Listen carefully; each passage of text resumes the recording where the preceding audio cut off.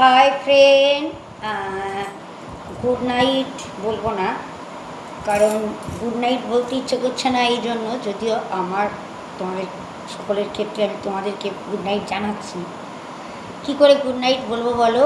আমরা ফেসবুকে সবাই আমরা ফ্রেন্ড,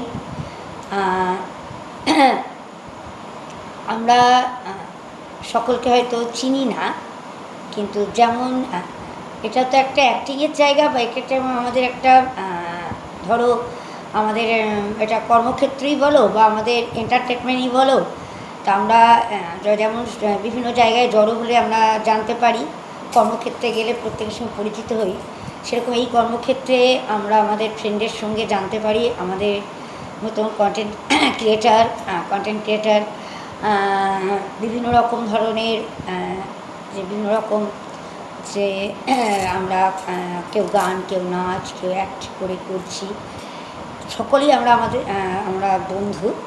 আমরা একজন বন্ধুকে হারিয়েছি, পূর্ব মেদিনীপুরের সীমা দাস মেয়েটিকে। আমরা হয়তো কোনো সময় এসেছে আমার প্রোফাইলে, কিন্তু খেয়ালও অতটা করিনি, তা সবারই ঢুকছে এরকম। কিন্তু দেখো, দাঁত থাকতে আমরা দাঁতের মর্যাদা দিই না ঠিকই, কিন্তু যখন দাঁতটা চলে যায় তখন দাঁতের জন্য আফসোস হয়, তাই না? তাকে আমরা এখন দেখতে পাচ্ছি প্রত্যেকেই। আমি সকাল থেকেই খুব মানে খারাপ লাগছে জিনিসটা দেখে। কাল থেকেই দেখছি, আজকে সকালেও কিছু বলবো বলে ভাবছিলাম, বারবারই বলবো, আমার ডিভাইস ভীষণ ফুল ছিল, আমি যে তোমাদের সামনে বলবো ডিভাইস খালি নেই, বলার ইচ্ছা হচ্ছে, তা আমি অনেক ক্লিয়ার করে তবে আমি এতক্ষণে তোমাদের সামনে হাজির হতে পেরেছি, তার মধ্যে সংসারের কাজ। যাই হোক, মেয়েটা একটা বলবো, জোর মিলে মরিতে হবে, অমর কে কোথা কবে, চিরস্থির কবে নীর হায়রে জীবন। জন্মালে মরতে হবে, এটা বাস্তব সত্য। কোনো দিনই কোনো কিছু থেমে থাকে না কিছুর জন্য, সব কিছুর একটা সময় আছে, তাই না? তা যাই হোক, সীমা দাস যে আমার বোনের মতোই বলবো, কারণ অনেকই ছোটো, খুব প্রাণবন্ত মেয়ে, খুব সুন্দর মেয়ে।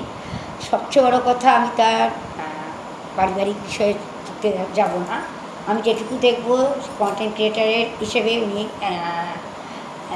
ও যেভাবে সবাইকে ইমপ্রেস করেছে, সবাইয়ের সঙ্গে মিশেছে, খুব ভালো লাগছে।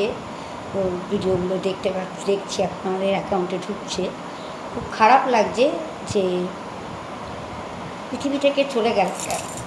দেখো, আমরা গণতান্ত্রিক দেশে বাস করছি, আমরা গণতন্ত্র আমাদের আসছে 15ই আগস্ট সামনে, আমি কিছু গান তোমার সামনে দেবো নিশ্চয়ই।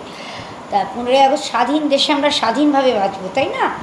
আমরা যদিও গণতান্ত্রিক, এখন আর সেই রাজাদের রাজত্ব নেই, কৃতদাস নেই, যে একনায়কতন্ত্র রাজার। এখন আমরা আমাদের গণতান্ত্রিক অধিকারের মাধ্যমে আমাদের কর্মকর্তাকে নির্বাচন করি, বা তারা আমাদেরকে যাতে ভালোভাবে রাখে, ভালোভাবে দেখে, সেই দিকটা নির্বাচন করি, তাদের বসাই। তা আমাদের গণতান্ত্রিক অধিকার আছে, সেরকম আমাদের বাঁচারও অধিকার আছে। তা দেখো, প্রত্যেক সংসার, আমার সংসারও কি নেই ঝামেলা, প্রত্যেকেই আমরা ঝামেলা ভোগ করি, অনেক কিছু ফেস করি।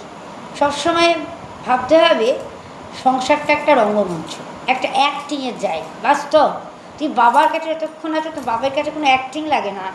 বাস্তব জীবনে তুমি যখন সংসার করতে আসছো, যে যত বড় অ্যাক্টার হতে পারবে সে তত বেশি ভালো সংসার করি। আমি পারিনি অ্যাক্টিং করতে, আমি ওই জন্য অনেক ইরিটেটেড হয়েছি, কারণ আমি অ্যাক্ট করতে পারিনি, অ্যাক্ট করতে গিয়ে আমি হেরে যেতাম, কারণ অ্যাক্ট আমার দ্বারা হয় না। আমি বাস্তব যেটা বলার মুখের পরে বলে দিই, কিন্তু ওটা এখনকার যুগে চলে না। সব ছেলে সমান নয় যে সরে পালাবে, কিন্তু যে সংসারে থাকতে হয়। কিন্তু যে যত বেশি ভালো অ্যাক্ট করতে পারবে সে কিন্তু সংসারে বেশি দিন সংসারটাকে চালনা করতে পারবে। তা ও তো এত সুন্দর অ্যাক্ট করতো, ও কেন নিজের জীবনটাকে দিয়ে দিল? কারণ দেখো, তুমি চলে যাবে, তুমি চলে গেলে তোমার জন্য কিছু পড়ে থাকবে না, বিয়েও করবে, সংসারে একটা জায়গায় বিয়ে করে ফেলতে পারে, মেয়েরাও এখন তাই করছে। কিন্তু তুমি যে এত বড়, এত সুন্দর, তুমি যে এত জিনিস, তুমি যে এত অ্যাক্টিং ক্রিয়েট করলে, তুমি সব ফেলে চলে গেলে। তুমি যে এত সৃষ্টি করলে, তোমার এই সৃষ্টি তোমাকে চিনছে, তোমার সৃষ্টি থেকে মানুষ, তাই না?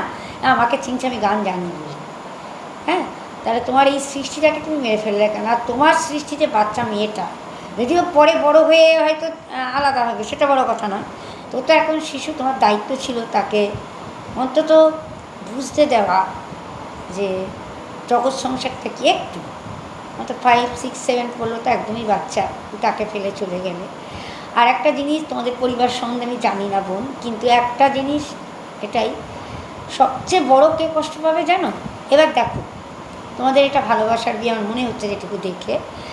তা অনেক সময় বাড়ি থেকে অ্যাকসেপ্ট করে না, সেক্ষেত্রে তোমার মা অ্যাকসেপ্ট করেছিলেন কিনা জানি না, মায়ের কিন্তু সবচেয়ে বড় হারাবে, মায়েরই বেশি কষ্ট হবে। কারণ জানবে এই পৃথিবীতে তোমাকে এনেছিলেন আমার মা, তা তিনি, আর কারোর কষ্ট হবে না। সকাল বিকেল তার যদি আরও 2-4টে সন্তান থাকে, কথায় আছে না, গাছের কাছে ফল কখনো ভারী হয় না, সে যটাই হোক। এবার খুব কম মা আছে মেতে থাকে একটা একটা, আবার কেউ আছে কাউকে ভুলতে চায় না। তো সেই ক্ষেত্রে তোমার যদি দুটো ভাই বোন থাকে, জানি না তোমার পরিবারে কজন ছিল বা আছে তোমার বাপের বাড়ির দিকে, তা তোমার মা কিন্তু বেশি সাফারার হচ্ছে।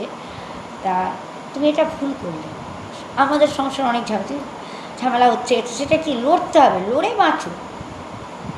এই যে যদি বলবে যে দেশের জন্য, দেশের জন্য মানুষের প্রাণ দিয়েছে, দেশটাকে বাঁচানোর জন্য তুমি প্রাণ দিলে কিসের জন্য? তুমি যে সৃষ্টি করে, তোমার সৃষ্টিটাই তো মরে গেল। দেশের জন্য যারা প্রাণ দিয়েছে তারা দেশটাকে আমাদের বাঁচানোর জন্য, আমরা সেখানে আছি। কিন্তু তুমি যে এত সুন্দর, তোমাকে যে আজকে দেশের লোক চিনছে চতুর্দিকে, তোমার সৃষ্টি থেকে, তোমার সৃষ্টিটাই তো শেষ হয়ে গেল বোন। তা এটা কোনো সঠিক কাজ না। আর একটা জিনিস জানবে, অনেক জন্মের পর মনুষ্য জন্ম হয়। তা আমি তাড়াতাড়ি জীবনটা শেষ করব কেন? একটা জীবন শেষ করার শেষ মুহূর্তে তার বাঁচার ইচ্ছা হয়তো হয়েছিল, কিন্তু কেন? অন্য রিমেডি আছে। তোমার এত গুণ যখন, তুমি সেই গুণ নিয়ে হয় বাপের বাড়িতে বাঁচো, নয় তোমার যেখানে এক করো সেখানে কোনো রকম আস্তে আস্তে তোমার যখন অনেকটা তোমার টাকাও ঢুকছিল, যাও পুরো ঘরে, ভাঙা ঘরে একা থেকে নিজের জীবনটা বাঁচিয়ে রাখতে চলে গেলে কেন? চলে যাওয়াটা কোনো সমাধান নয়। লড়ে বাঁচতে হবে, লড়ে দেখতে হবে। জীবনে মরতে তো হবে, তোর সময় আছে, তো অসময়ে ঝরে গেল। হয় হার্ডলি তোমার বয়স 20 নয়, 24-25 হবে আমার বোনটা। তা খুবই দুঃখজনক ঘটনা। মেয়েটাকে দেখছি খুব প্রাণবন্ত মেয়ে, খুব সুন্দর, যেমন আমি যার মুকুনেরই ছন্দ।